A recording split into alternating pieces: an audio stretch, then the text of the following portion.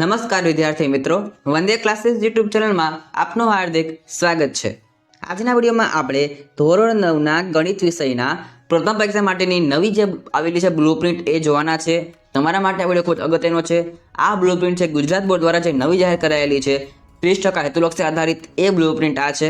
તો તમે ખાસ વિડીયો પસંદ જલ્દી વિડીયો લાઈક કરજો અને શેર જલ્દી કરજો, જેથી બાકીના વિદ્યાર્થીઓ વિડીયોને જોઈ શકે।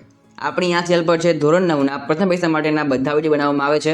આઈએમપીના વિડીયોઝ હોય, બ્લુપ્રિન્ટના વિડીયોઝ હોય, મોડલ પેપરના વિડીયોઝ હોય, તમને છે બધા વિડીયો આપણી ચેનલ પરથી મળી રહેવાના છે। તમે તેના માટે જલ્દી આપણી ચેનલ સબસ્ક્રાઇબ કરી લેજો। આ ઉપરાંત તમે જલ્દી આપણી વોટ્સઅપ ચેનલ ફોલો ન કરી હોય તો તમે તેને ફોલો કરી શકો છો। તમને આ બ્લુપ્રિન્ટની પીડીએફ આપણી વોટ્સઅપ ચેનલ પરથી જ મળી રહેવાની છે। તમને ત્યાં જોડાવા માટેની લિંક નીચે ડિસ્ક્રિપ્શન બોક્સમાંથી મળી જશે। તો ચાલો આપણે આ વિડીયોની શરૂઆત કરીએ। ધોરણ 9 વિષય ગણિત નવી બ્લુપ્રિન્ટ એટલે કે પ્રશ્નપત્રનું પરિરૂપ જે તમારા પ્રથમ પરીક્ષા માટે છે। તો કુલ તમારે 50 માર્ક્સનું પેપર આવવાનું છે। તેના સમય તમારે કુલ 50 માર્ક્સના પેપરનો 2 કલાકનો તમારો સમય અહીંયા રહેવાનો છે। તો સૌથી તમને આપેલા છે અહીંયા હેતુ પ્રમાણે ગુણભાર। તો તમને અહીં જે કુલ 16 માર્ક્સના પ્રશ્ન જ્ઞાનના આધારે આવશે, સમજના આધારે 16 ગુણના પ્રશ્ન છે, ઉપયોજનના આધારે 13 ગુણના પ્રશ્ન, વિશ્લેષણના આધારે 3 ગુણના પ્રશ્ન છે અને અનુમાન અને મૂલ્યાંકનના આધારે તમારે અહીંયા 2 માર્ક્સના પ્રશ્ન પૂછાવાના છે। તે બાદ તમને આપેલા છે અહીંયા પ્રશ્નના પ્રકાર પ્રમાણે ગુણની ફાળવણી અથવા તો ગુણભાર। સૌથી પહેલાં છે હેતુલક્ષી પ્રશ્ન, જે તમને પૂછાશે 15 અને જનરલ વિકલ્પ સાથે તમારે 15 પ્રશ્ન આવશે। એટલે કે તમને ખ્યાલ હશે કે આ વર્ષે નવી બ્લુપ્રિન્ટ આવેલી છે, જેમાં તમને 30% પ્રશ્ન હેતુલક્ષી આવશે અને બાકીના પ્રશ્ન 70% વર્ણનાત્મક પ્રશ્ન આવવાના છે। ઉપરાંત તમને આ વર્ષે જનરલ વિકલ્પ આપવામાં આવશે, એટલે કે કોઈ પણ તમે પ્રશ્ન લખી શકો છો। દાખલા તરીકે તમને પ્રશ્ન પૂછેલા હોય 9, તેમાં તમારે કોઈ પણ 6 પ્રશ્ન લખવાના હોય એવું તમને આ વર્ષે આવવાનું છે, એટલે કે જનરલ વિકલ્પ આવવાના છે। તો અહીં તમને છે ઓબ્જેક્ટિવ પ્રશ્ન અંદર જનરલ વિકલ્પ જોવા નહીં મળે।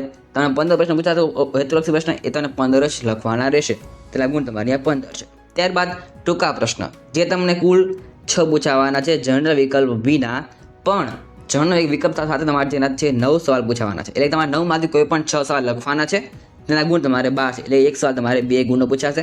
તમે 9માંથી કોઈ પણ 6 સવાલ લખી શકો છો।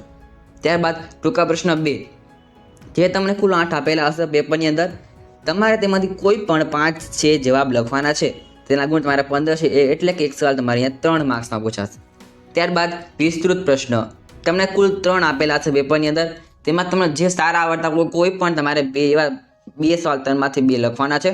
3માંથી કોઈ પણ 2 તમે લખી શકો છો, તેના ગુણ તમારે અહીંયા 8 છે, એટલે કે એક સવાલ તમારે અહીંયા 4 માર્ક્સનો હશે। આમ તમને પેપરમાં છે તમને કુલ 35 સવાલ જોવા મળશે, તેમાંથી તમારે છે કોઈ પણ 28 લખવાના છે। આમ તમારે છે કુલ 50 માર્ક્સનું પેપર અહીંયા સેટ થવાનું છે।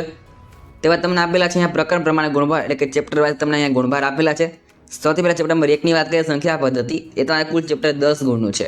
ચેપ્ટર નંબર 2 બહુપદીઓ, તમારે કુલ 12 ગુણનું ચેપ્ટર છે। ચેપ્ટર નંબર 3 યામ ભૂમિતિ, તમારે 5 ગુણનું છે। ચેપ્ટર નંબર 4 વિચલ સુરેખ સમીકરણો, 7 ગુણનું ચેપ્ટર।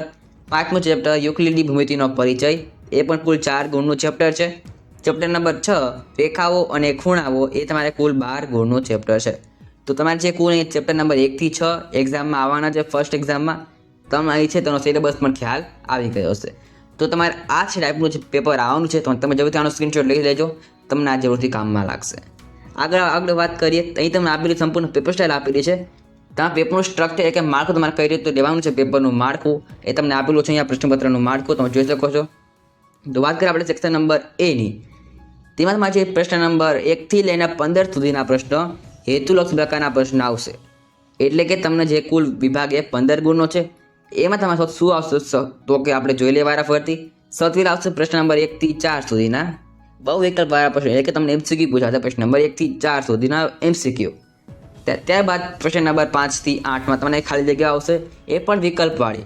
તમને જે કાઉન્સમાં તેના ઓપ્શન પણ આપેલા હશે, માટે તમારા માટે આ વખતે સાવ ઇઝી પેપર થઈ ગયા છે। ત્યારબાદ પ્રશ્ન નંબર 9 થી લઈને 11 સુધીમાં તમને આવશે ખરા ખોટા પ્રશ્ન। પ્રશ્ન નંબર 9 થી 11માં શું આવશે તો કે ખરા ખોટા। ત્યારબાદ પ્રશ્ન નંબર 12 અને 13 એમાં તમને આવશે એક શબ્દ વાક્યમાં જવાબ આપવાના રહેશે। ત્યારબાદ પ્રશ્ન નંબર 14 અને પ્રશ્ન નંબર 15માં તમને આવશે જોડકા। આમ તમારે 15 ગુણના વિભાગ એમાં હેતુલક્ષી પ્રશ્નો રહેવાના છે। શું આવશે તો કે ફરી રિપીટ કરી લઈએ, MCQ, ખાલી જગ્યા, ખરા ખોટા, એક વાક્ય શબ્દમાં જવાબ આપો અને જોડકા જોડો। તમે ટોટલ 5 વસ્તુ છે અહીંયા વિભાગ એની અંદર આવવાની છે।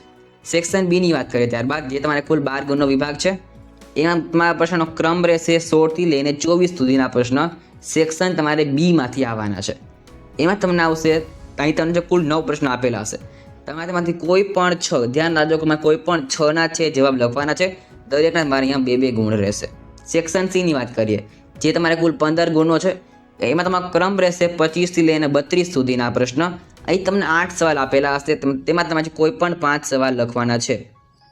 એમાં તમારે દરેકના છે 3 ગુણ રહેવાના છે.